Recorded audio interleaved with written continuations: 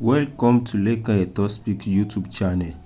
Thanks for watching. Please don't forget to subscribe. Lovers all over the world, ẹ káàbọ̀ sórí channel wa.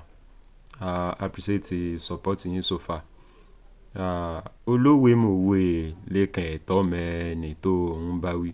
So àwọn Yorùbá wọ́n sọ̀rọ̀, wọ́n pòwe, wọ́n ní a kì í fini joyè àwòdì ká má lè gbé díẹ̀. Bẹ́ẹ̀ ni, òwe ni. Tá bá ní a kì í fini joyè àwòdì ká má lè gbé díẹ̀. Àwọn olóyìnbó wọ́n bá wa express ẹ̀. Wọ́n ní one cannot be given the title eagle and yet be incapable of snatching chicken. So wọ́n tún wá ní one should be able to live up to expectation. Tó bá fìyàn joyè àwòdì wọ́n expect pé bóyá kéèyàn lè gbé díẹ̀.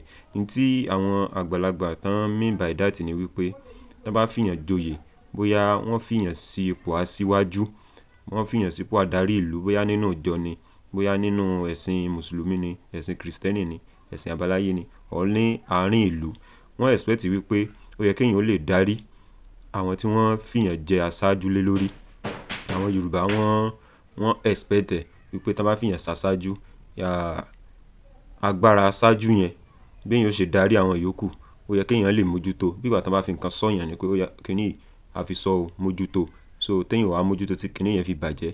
Ìgbà yẹn làwọn àgbàlagbà máa ń lo òwe yẹn wípé tó bá fìyàn joyè àwòdì ó yẹ kéèyàn ó lè gbé ẹdì rẹ̀. So ṣé rí pé Yorùbá wọ́n gbọ́n púpọ̀. Àwọn Yorùbá kan náà tó ń sọ̀rọ̀ wípé òwe náà tún ni wọ́n ní ìwàkuwà lobìnrin wá nǹkan ọbẹ̀.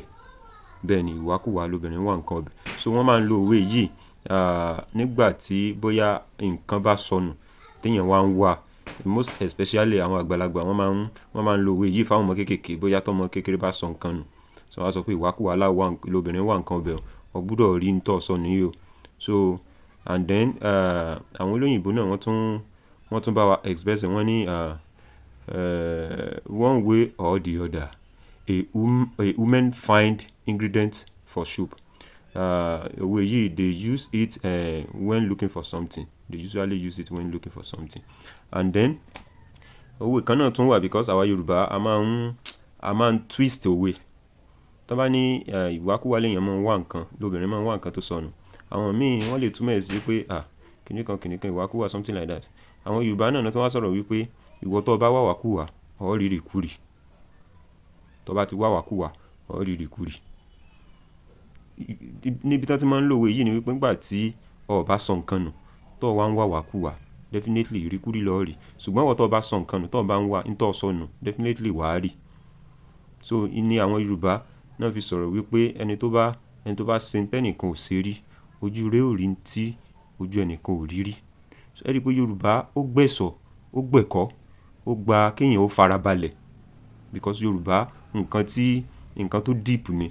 Kò kí ń ṣe Yorùbá nọ́mbà tá à ń sọ lẹ́nu yìí o, because tán bá fi òwe sọ̀rọ̀ fọ́mọ mi, ọmọ mi ò ní gbọ́ because kò ní understand. Kò tẹ́ a kàn máa wò wọ́n lẹ́nu ni wípé what are you saying, what is the meaning of all this? But Yorùbá téèyàn bá ti farabalẹ̀ èèyàn á gbọ́ yékéyéké. So òwe nǹkan tó gùn ni, Yorùbá nǹkan tó deep ni. So that is why tá a ṣe gbé àṣà yìí kalẹ̀, tá a fi gbé ètò yìí kalẹ̀ wípé ká lè máa dára wa lẹ́kọ̀ọ́ lórí ẹ̀. So ẹ̀yin tẹ́ bá ṣe ń darapọ̀ mọ́ channel yìí, ẹ subscribe, kẹ́ẹ̀dẹ̀ tan notification bell yín in case anytime we drop a new video so that you will get notified. So ẹ máa bá wa comment, ẹ máa bá wa likes, ẹ dẹ̀ máa bá wa share. We love you all. Thanks for watching.